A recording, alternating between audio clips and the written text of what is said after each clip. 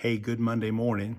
Welcome to another week of scriptures, devotional thoughts based on funeral texts.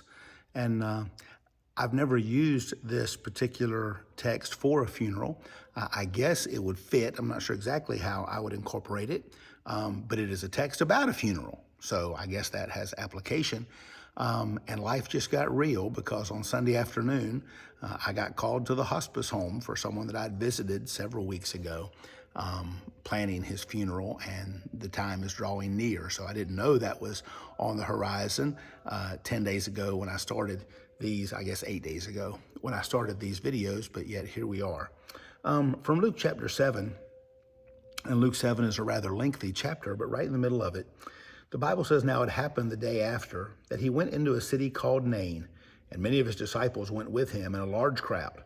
And when he came near the gate of the city, behold, a dead man was being carried out, the only son of his mother, and she was a widow.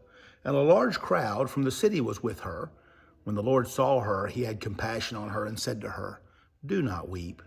Then he came and touched the open coffin, and those who carried him stood still. And he said, 'Young man, I say to you, arise.'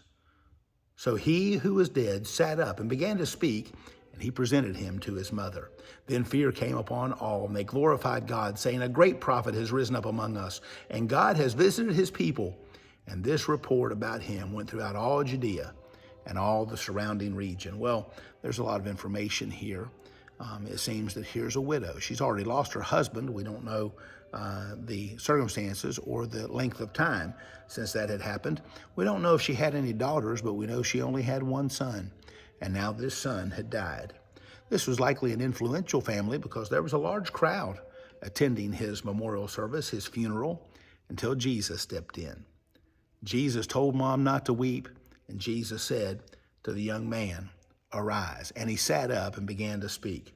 Well, I don't know how I would incorporate that into a funeral service because I wouldn't expect that result in the funeral service that I would be officiating.